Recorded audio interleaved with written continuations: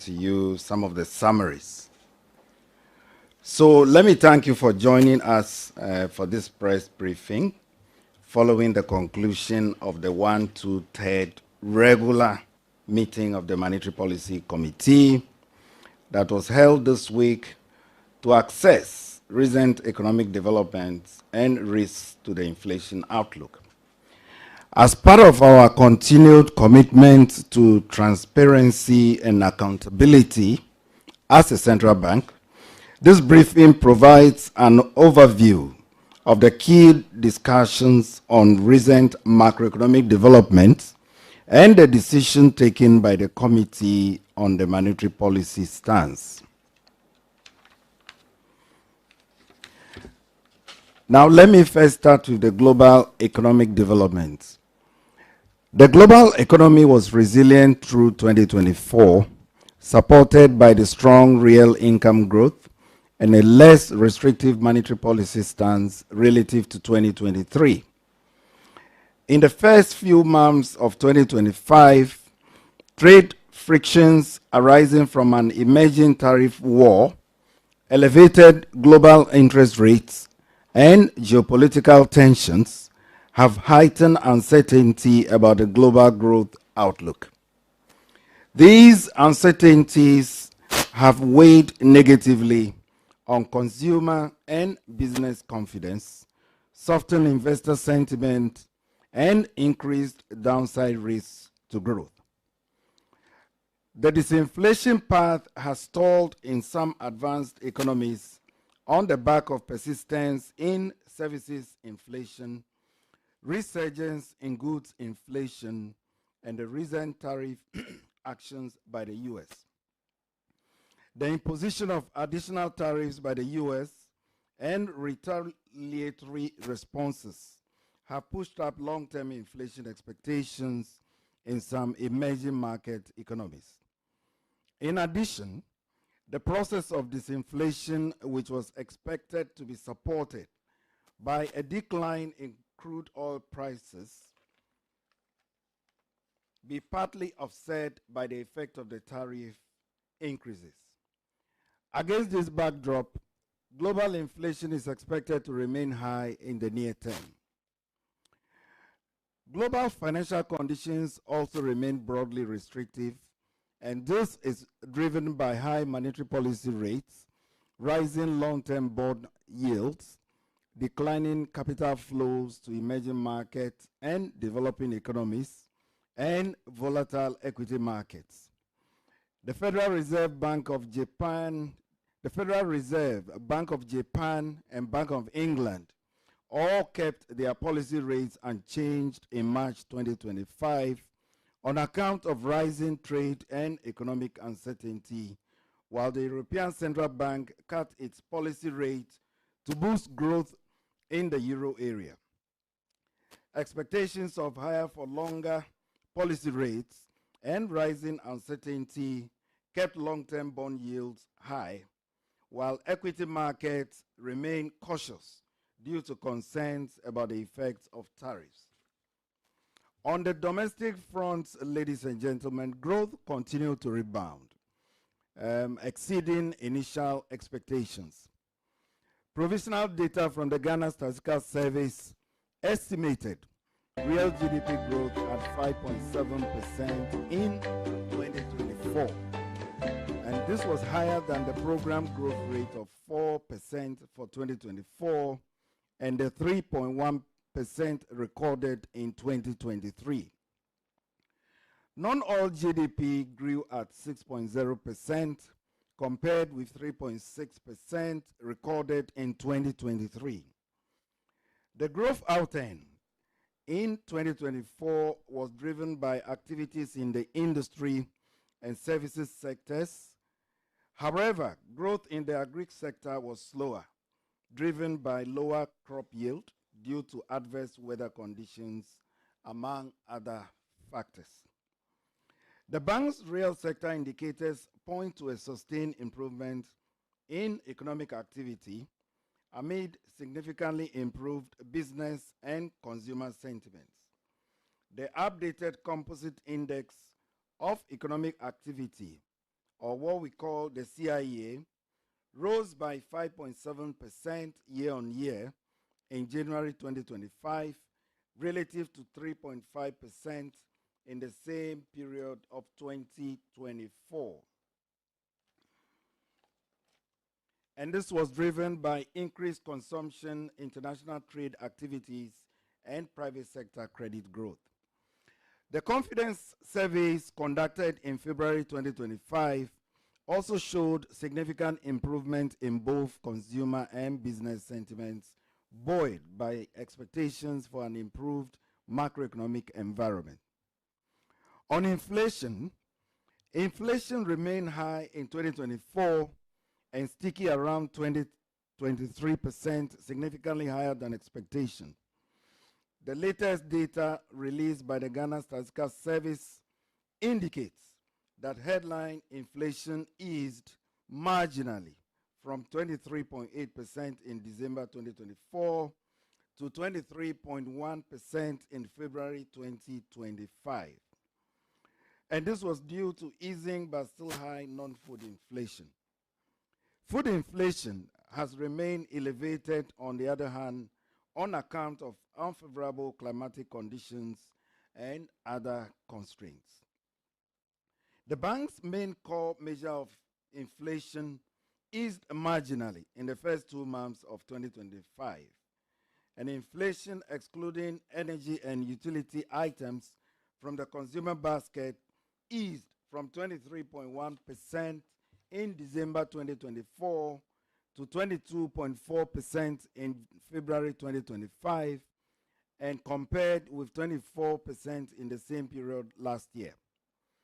This notwithstanding, latest inflation expectations as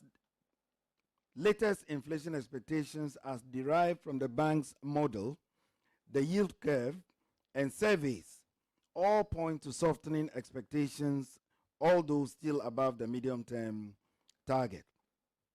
On private sector credit growth, credit is beginning to show signs of recovery. And in February 2025, private sector credit recorded 26.9% annual growth compared with 5.1% in February 2024.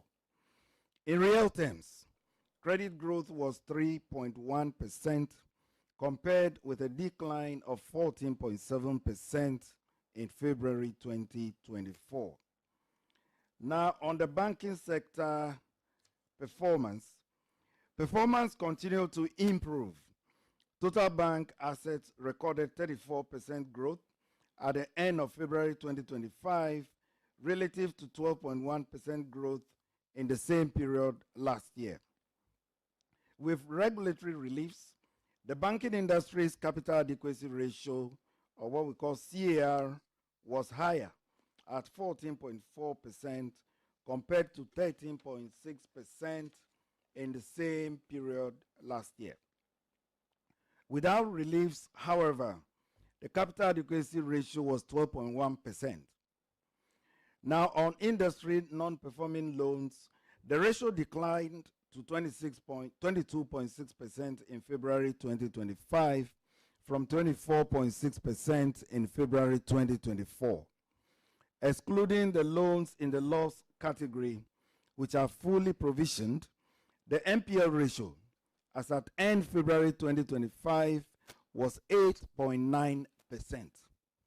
Overall, the financial soundness indicators showed broad improvements in asset growth, solvency, liquidity, efficiency, and profitability.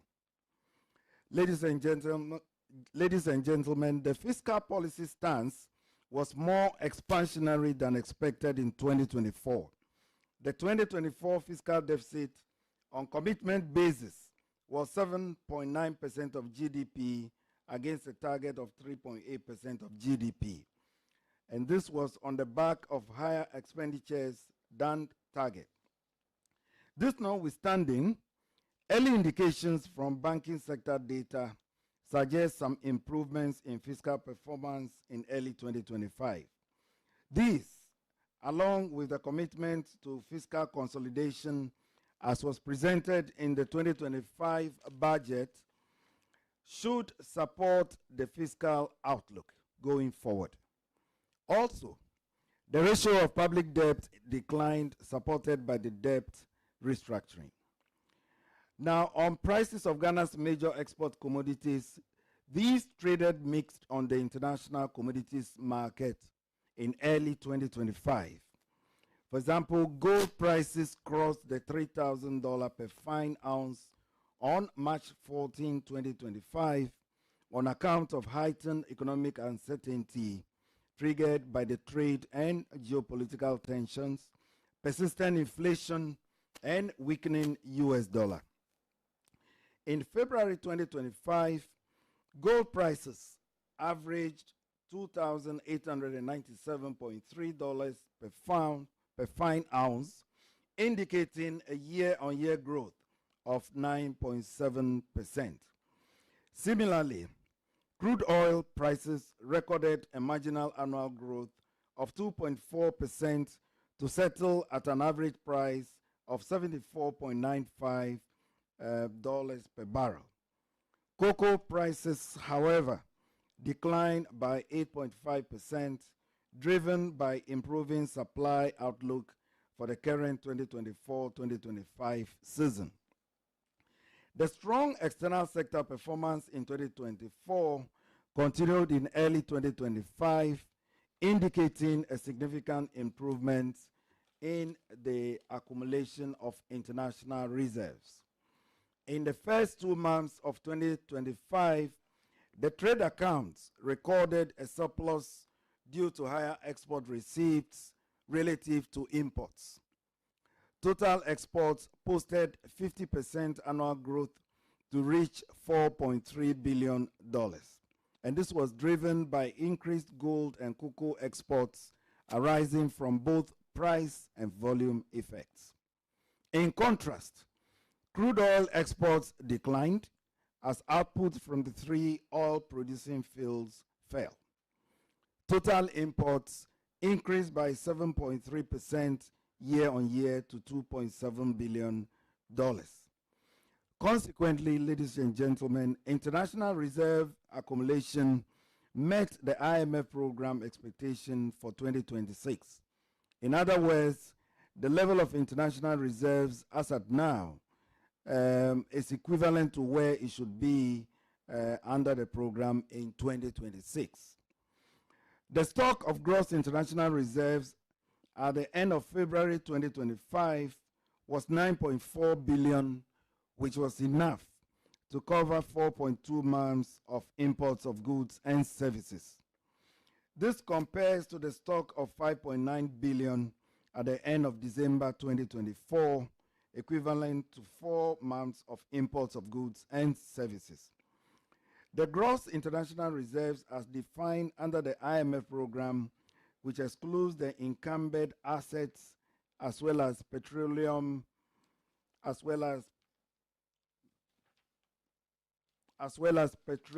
funds, increased to $6.9 billion, equivalent to 3 months of imports of goods and services in February 2025. The foreign exchange market, ladies and gentlemen, has continued to witness stability in recent months, and this has been aided by improved liquidity from remittance inflows and the domestic gold purchase program. The stability in the FX market is expected to remain, reflecting stronger reserve buffers and positive market sentiments.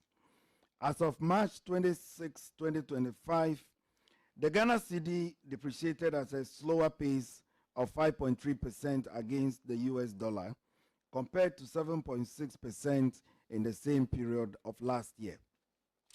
In summary, ladies and gentlemen, the committee noted that the global environment has become more challenging, reflecting trade and economic policy uncertainty. The series of tariffs announced by the US administration is evolving and may have negative effects on the global economy. These developments have already triggered downgrades in GDP growth forecast in the 2 largest economies, and that is talking about the US and China, and in turn, global growth. In addition, the disinflation process appears to have stalled in some countries while financial conditions remain broadly restrictive as central banks slow the pace of monetary policy easing. The persistence of these external headwinds may spill over to the domestic economy through the trade and financial channels, highlighting the need for policy to remain proactive. On the domestic front, ladies and gentlemen, early indications point to improved growth prospects. The bank's CIEA rebounded and the Ghana Purchasing Managers Index moved above the 50 benchmark in February, implying increases in new orders by companies. Both the business and consumer confidence have improved and private sector credit growth is recovering. These developments suggest a positive outlook for the economy going forward. On the external sector, the outlook for the sector remains strong. This is against the backdrop of increases in gold exports driven by sustained implementation of the Gold for Reserve program, continued growth in remittance inflows, and commitment to the implementation of policies and reforms under the IMF program. In the outlook, the continued buildup of reserve buffers is expected to support the stability of the currency. And the banking sector has also remained broadly stable. Credit risks within the banking sector, however, remain elevated as underscored by increased non-performing loan ratios. The bank's latest macroprudential risk assessment indicates some moderation in systemic risk on the back of improved solvency, liquidity efficiency, and profitability. Going forward, the bank will have to continue to closely monitor undercapitalized banks to safeguard the stability and soundness of the banking sector. The committee observed that the fiscal stance was expansionary in 2024, and this has created significant fiscal impulses and a liquidity overhang that needs to be carefully managed. The strong liquidity conditions could spill over into other segments of the economy and derail the disinflation path. While the government has signaled a strong commitment to fiscal consolidation, monetary policy restraint, we think, is required going forward. Now, while headline inflation has declined marginally, it remains a concern. Both food and non-food inflation are significantly above expectation, and core inflation remains elevated. While food inflation was driven largely by supply-side factors, preventing the second-round effects from such increases will be essential. The persistent inflation dynamics over the past year, partly driven by both fiscal and monetary policy missteps, will require a policy reset to re-anchor the disinflation process. Now, to restore price stability going forward will require a tight monetary policy stance, strong liquidity management, and commitment to the 2025 budget, which seeks to reset the fiscal consolidation process.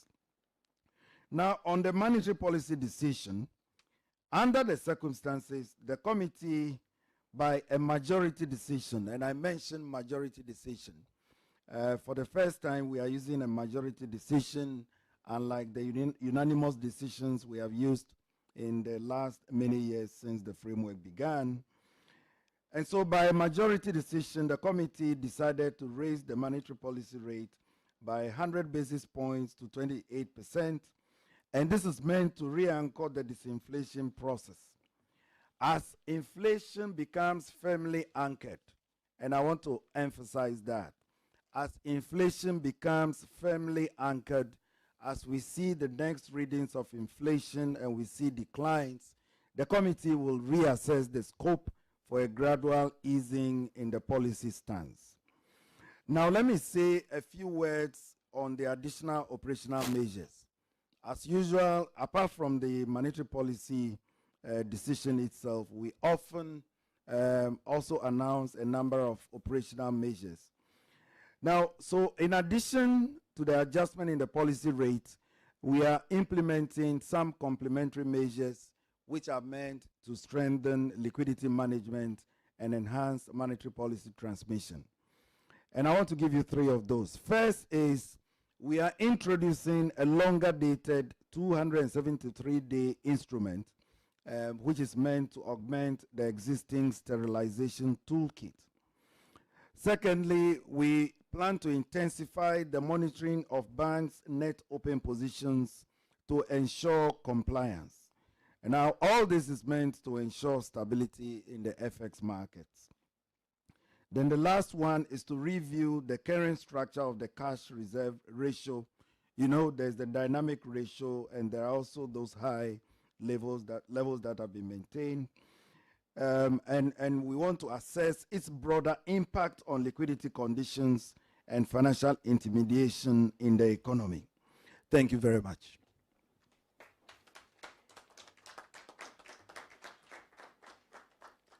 Thank you very much, Governor Dr. Johnson ASIAMA. Members of the media, as we do it always, we'll take the first round of questions. One question per media house, and keep it short. Mention your name and the media house that you represent. Please make sure you catch my eye before you start speaking. Yes. Yes. Yes, please go ahead.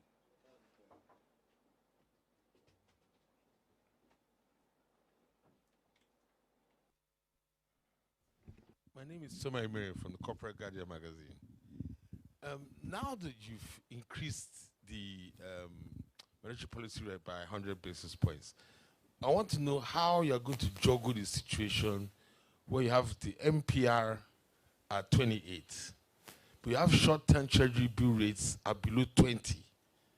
I have the Ghana reference rate, which is the base rate for banks lending. Before today, it was at 27, which was the same as the monetary policy rate. So how are you going to juggle the situation where you have short-term interest rates for government borrowing investment in government securities being negative compared with inflation? How are you going to maintain interest in investment in government treasury bills?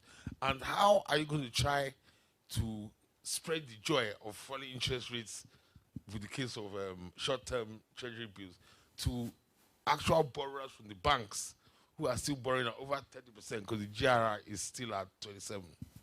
Thank you. Thank you, Toma. Yes, please go ahead.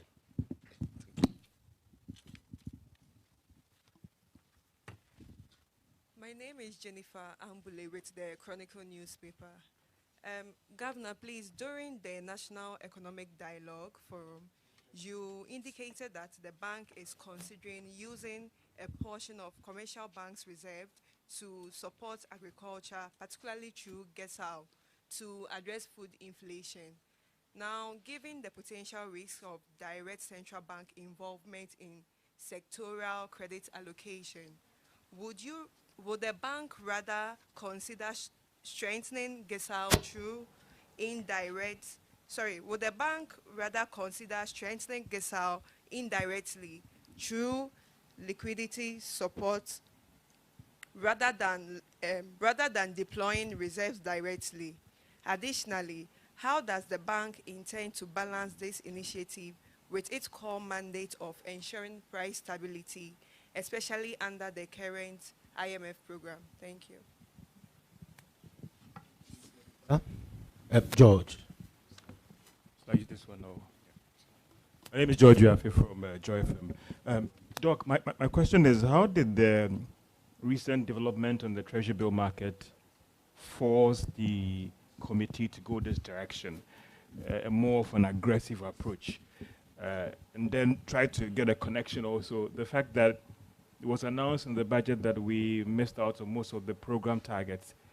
And often we've seen the fund put pressure on the monetary space to hike your policy rate to try and contain the situation. You said that you monitor the space and come back. Are we going on that line again where there'll be more pressure on the monetary managers to continue to hike the rates, looking at what is happening? Thank you. We take the last question for this round. Yes, please, go ahead. Good afternoon. My name is Naja Gliago with GBC Radio. The governor mentioned that there are a number of undercapitalized banks and that they would be monitored to see where the central bank can come in. I want to know, have you identified them already and how many are they? And if you can do us the honors by giving us one or two hints. Thank you. Thank you, Governor. It's your time. So maybe I can take the last one first, if it's okay. On the issue of undercapitalized banks, you know, the bank has been working on these for a while now. A couple of them have been under what we call the PCA. The head of banking supervision is here. He's available to give you further details on the specifics. Can you raise your hand so they see you? Okay, so that's the head of banking supervision. He can walk you into greater detail on those. Then there's a question on how did the recent development, that was Joy FM, the T-bill rate, how did it work out, right? Well, it is true that in terms of the program targets, quite a number of them have been missed. And therefore, we need to do some further work to ensure that the program remains on course. For us, one key variable is the inflation rate. And the rate where it is now at 23.1, it should have been somewhere around 17%, if I'm right, Director of Research, by now. So you see how much we have to cover to be able to stay on course. The Monetary Policy Committee considered these, and in our view, also looking at the liquidity injection that occurred last year, we need to get busy with those.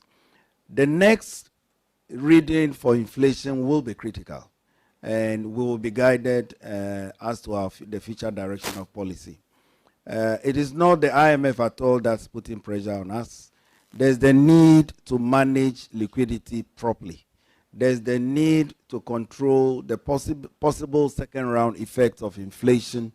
And there's the need to ensure that inflation returns to target path within the period we envisage. And so that underscores our decision. Then there was another one about GESAL. So I did not say that a bank was going to support GESAL. I remember there was a Q&A session, and somebody was asking what we could do with those DMB reserves that are with us. And I mentioned that no, the scope for maneuver was quite narrow. And then I gave the personal idea that left to me alone, not based on what the institution thinks, left to me alone, if there's a guarantee fund to which we can commit those funds on condition that you don't pose any risk to the fund, then it may make sense. But that is just assuming that the guarantee fund works perfectly well. So it was a hypothetical illustration that I gave. There was nothing definite that as a bank we were going to support GESAL.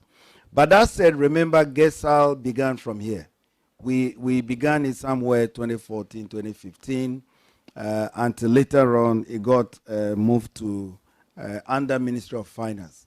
That notwithstanding, we are still committed to its objectives. We think that that is one setup that we can transform to be able to support agriculture, at least indirectly. Then the next question was on the falling interest rates and on government instrument. So let me explain that we have the central bank monetary policy tools, and then we also have the government instruments.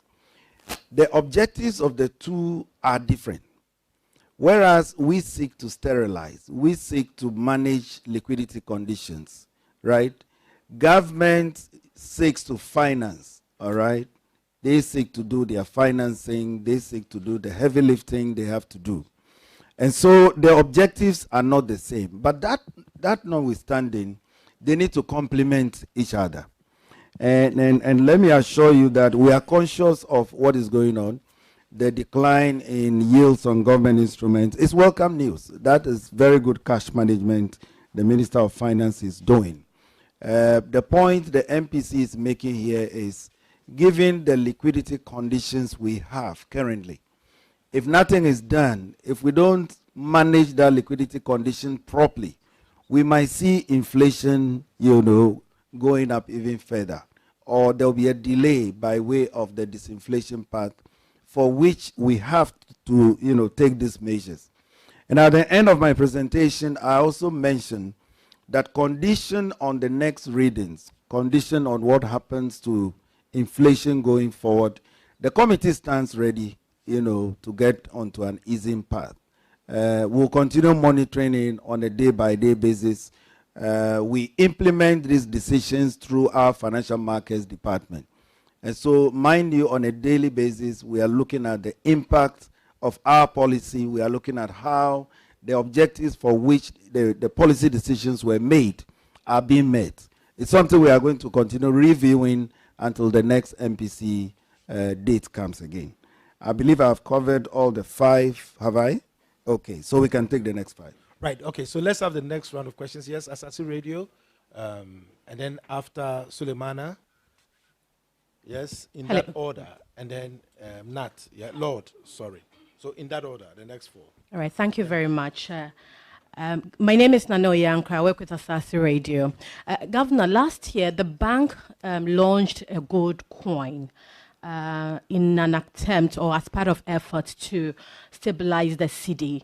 I would like to know how that initiative is doing on the market in terms of value. Yes.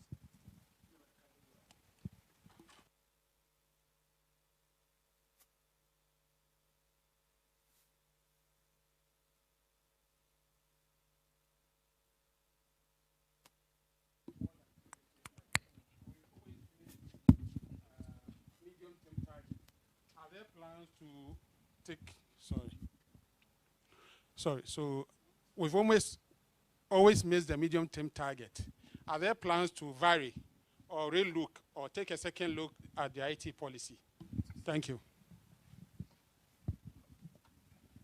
Thank you very much, Governor.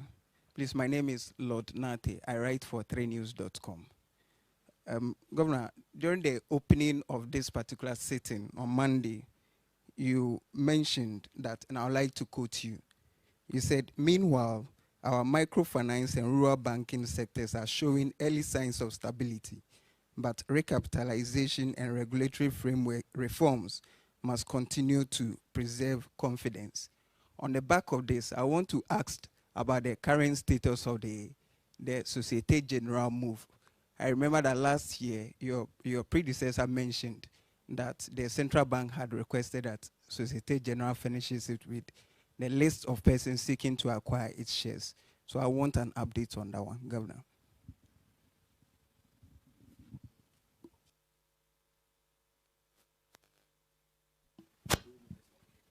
Novan, please. Okay, so my name is Novan. I write for Novan Report. Governor, I want to know what the bank is doing to help stabilize the banks when it comes to the NPLs. I mean, which you actually mentioned in today's briefing that you gave us. What is happening with that area? And then also the banks that are showing signs of insolvency. What are the real issues underlining that? And how is the bank working with them to ensure they come back to stability and able to work so that we don't see another round of licenses being revoked?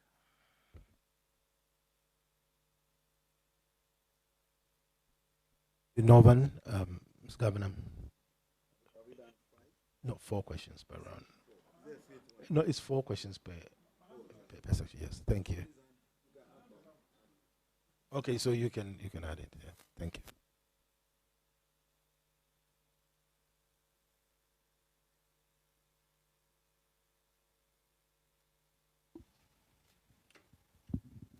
Thank you very much. My name is Sam Doe and I work for Tech Focus 24. My question is very simple. It's a direct one.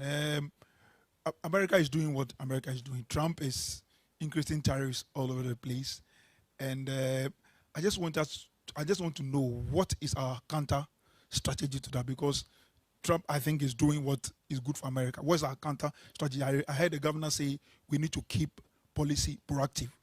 What does that mean? Thank you very much.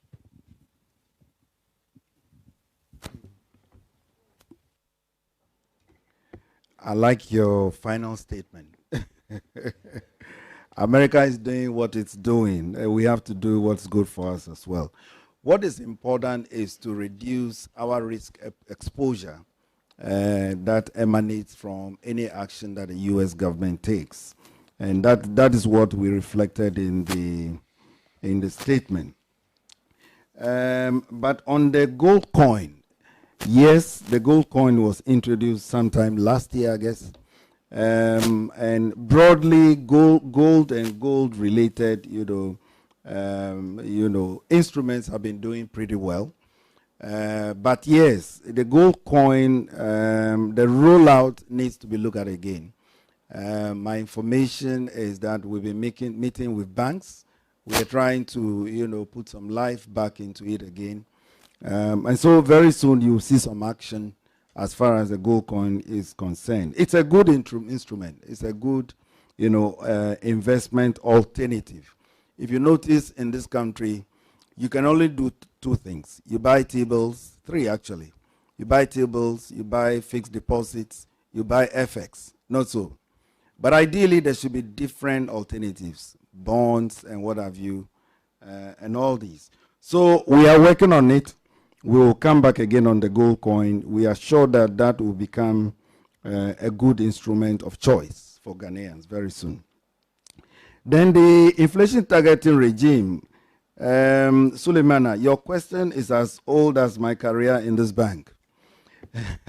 We have spoken about that for long. So, first of all, inflation targeting doesn't mean that you don't pay attention to real sector variables. You do. If you look at the range of data we had to look through in the last 3 days, I tell people that the name inflation targeting is what the problem is. It gives the wrong impression. If you observe how it works, compared to what the regimes were before, previously we used to have the direct controls, those of you who are old enough. Then we moved on to the monetary targeting regime. We tried many alternatives. Inflation targeting only means that you use all the data available to you, that you are forward-looking in taking your decisions. You notice when I presented the statement towards the last part, I made the point that condition on what goes on, the committee stands ready to reassess the situation. We are forward-looking in that regard. So the workhorse of inflation targeting is not a problem. The workhorse is fine. What has been the problem for us in this country is the shocks that have been confronting the economy, the administered prices, etc. Anytime those shocks hit the economy, it takes the inflation path out of course. So when I came in, I proposed a number of things. And the aim is to improve on this workhorse of inflation targeting. I've outlined a number of ways. For example, the area of transparency, greater transparency, so you get to see what goes on. We have started work on that. by the next MPC date, you will see a number of reforms that we are implementing, just to allow you, to understand what it is done, what is done. When we have to increase rates, you can appreciate why we had to increase rates. A number of other areas that we are going to be reforming, even the model itself. The issue of jobs came up during our deliberations. But so you see, you wouldn't know that we discussed jobs. We did. We discussed jobs. We've decided to actually look at the data that the Ghana Statistical Service is producing on a quarterly basis. There's some jobs data that GSS is producing now. We are going to be working with that, and I look forward to when we'll begin to tell you how much by way of jobs creation, what's going on in the economy. So the workhorse of inflation targeting is not the problem. The problem we have had is the macroeconomic shocks that have been confronting the economy. But that notwithstanding, we can, modernize the framework further. We can introduce some new variables. We can amend the forecasting model just so that we reduce the forecast errors, and we work with it. And I'm sure it will deliver on inflation going forward. On the Société Générale, well, you asked about MFIs and rural banks. That's the SDI sector. Yes, that sector, there has to be a cleanup of that sector. And we are engaging the Ministry of Finance. We are having some talks with the ministry, and we'll work on that. You also mentioned the Société Générale issue, the sale of shares in Société Générale. Yes, it is ongoing. A number of prospective buyers have touched base with us. But as you know, we are central bank, regulators. Ours is to issue a no objection. Ours is to ensure that the prospective buyer meets the fit and proper requirements. And so we await negotiations, on their part. When it is included, we will then look at the aspects that we have to look at. We will have to make sure that they meet the policy guidelines when it comes to mergers and acquisitions, and to make sure that everything is fit and proper. So that is where we are as far as the SG transaction is concerned. We are waiting for the shareholders. We are waiting for the agreements that can be reached, and then we get involved for that sale to go the next step.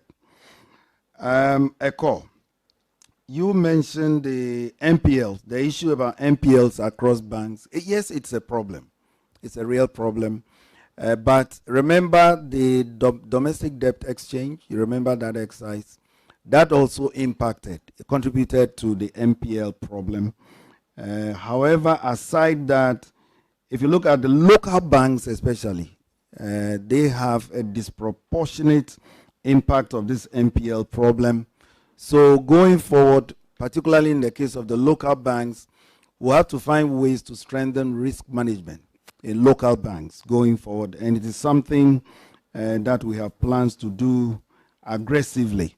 Whether we like it or not, local banks will continue to be with us. There's a role for them. They have a role, to play.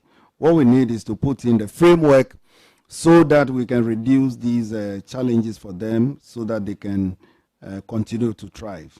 I'm sure I have touched on all the questions. Yes. Okay. Norman, if it's a follow-up question, can we do it in the next round of questioning, please? Governor, can you please relax a bit? Yes, so thank you, Dr. Governor. Let's have the next round of questioning, please. Yes. Okay, my name is Emmanuel Bruce, Graphic Business.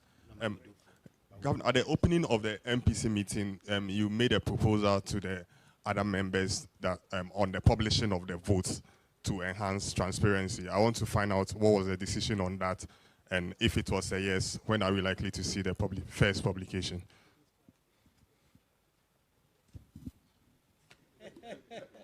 The next question, please. Yes. Yes, please go ahead. Joshua, are you ready? Yeah. So good afternoon. My name is Joshua from the Business and Financial Times.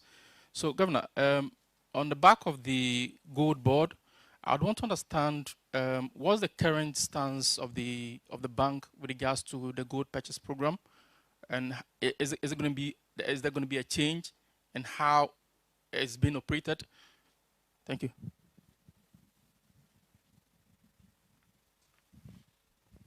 Right. Who else? Okay, let me give someone the opportunity as well. So please come on. I've not spoken yet. Just know that. All right. So yes, justice, please. Dr. Governor, and my name is Justice Aduboy. I write for the Shinwa News Agency. So my question is a follow-up to that of Norvan, especially because some analysts have attributed our recent economic the collapse of certain specific banks that were SME friendly.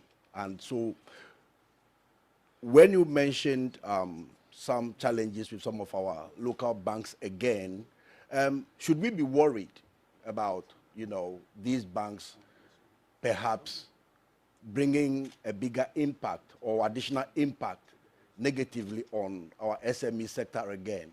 Thank you. Echo, you have the floor now. All right, it's working now. Governor, just on the banks also, you spoke about trying to review the dynamic cash reserve ratio, but maybe tied to that would be the tiering of some of these banks, as against having a few banks that can take big ticket transactions. So I want to know what's your position on having more banks that are relatively smaller, or having a couple of big banks that can do big ticket things, especially because you are the regulator? And to what extent did AI inform this decision that you came up with? Thank you. Right, Governor, I would like to take 2 more questions and make this the last round for the session. Thank you very much. So please, 2 more questions. The 2 of you there. Edu, and yes. All right. My name is Adnan Adams Mohammed. I work for Economy Times newspaper. My first question is on the cocoa sector. I want to know what is the bank doing in terms of mobilizing resources like funds to purchase cocoa direct from the users, and then how is that also having an impact on the exchange rate currently? And the second is to know when the BoG will be publishing its accounts. Right, Edu, you have the privilege and the honor to ask the last question for the first MPC press conference of Dr. Johnson ASIAMA. Thank you. All right. My name is Edward Nyaku. I work for GTV. Governor E-Levy is likely to be kicked out.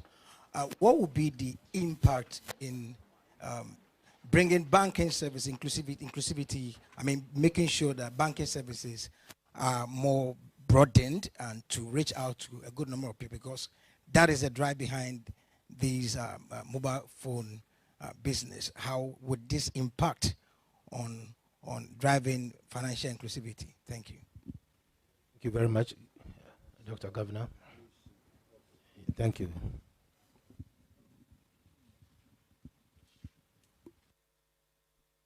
Thank you very much. So again, let me start from the last first. The issue of e-levy and then, financial inclusion. Yes, it is welcome news. I believe that the minister has worked the math so that the removal of e-levy turns out on net terms to be a beneficial move. That said, anything that goes to promote innovation, the removal of e-levy, if that goes to promote innovation, it is welcome news. People are now asking for digital banking licenses. They're asking for standalone banks where it is not based on brick and mortar. All they have is an office somewhere, but then they are operating in the whole country. And when we finish when we complete work on the regulatory framework, in the future, we may see some of those emerging. So all those are based on innovation, banking on your mobile phones, etc. That is the next step in our development. So it is welcome news. We look forward to the impact, and we will take it from there. The publication of Bank of Ghana's accounts, I guess, is supposed to be done just like other corporates by the end of March. However, this time we might do it end of April. You are allowed to ask for a dispensation, so we are likely to do it at the end of April. I'm trying to figure out why you are interested. Anyway, so hopefully latest before end of April, you'll see our accounts for 2024. The cocoa sector, that should be a question for Cocoa Board. But what I know is that they've worked out an alternative way to raise money to finance cocoa purchases. So they've got some of their off-takers to be pre-financing these, and I think we've seen quite a significant level of inflows coming into the country for cocoa, for buying cocoa. And so we want to believe that Cocoa Board is on top of its job. The cocoa bills were introduced many years ago to help mobilize cities for that purpose. Unfortunately, you know the story about the cocoa bills. My prayer is that going into the future, we are able to bring back life into instruments such as that again. Then the tiered banks question, it's one question that also keeps coming up. In other words, should we continue the universal banking regime? Should it be same banks, as we go on? The thinking is that there could be flexibility at some point, but no matter what it is, no matter how flexible you want to be, the bottom line is that any bank must be adequately capitalized. So whether it's a tier 1 or tier 2, remember, you must be adequately capitalized. And so, yes, I agree with the need to have a tiered banking system sometime in the future, or in other words, to relax the universal banking so we can have some specialized ones. We can have that debate into the future. Where we are now currently is to make sure that all banks are adequately capitalized. All 23 banks are well capitalized, and that is our focus currently. Then the review of the dynamic CRR, I've already made that point. It is our intention to review that framework. It was introduced for a specific purpose. I'm not sure to what extent it has stimulated credit growth, but certainly what it has done is it's been able to mobilize a lot of liquidity, out of the system, which is not bad in itself. But going forward, considering the fact that it's a huge tax on financial intermediation, it makes sense to look at what you want to do to relax it. But relaxing it comes at a cost. You'll be injecting massive liquidity back into the system. So it's not an easy decision to be taken just on the face of it. The point I made in the statement was that the committee thinks that we should look at the numbers properly. Already we have a lot of liquidity out there for which we have had to hike. You don't want to do this to worsen the liquidity conditions further. Otherwise, you might end up hiking and hiking again. So we decided to continue reviewing the regime, and I believe by the next MPC round, we'll see the picture clearer and we'll look at what to do. So the commitment is there. We are committed to look at the dynamic CRR regime, but certainly not starting from this MPC round. Now, the collapse of banks and the SME stories, etc. Well, talking about SMEs, it is true they are specialized, companies. and most of our companies in Ghana are SMEs. So therefore, it makes sense to ensure that SMEs, the financing needs for SMEs is always safeguarded. But that said, banks always have to be well, capitalized. Otherwise, their operations become unsustainable. I don't want to go into what happened in the past. That would be another debate altogether. But just to say that, yes, we are committed as regulators to ensure that banks remain resilient. And so once they are resilient, they can support SMEs going forward.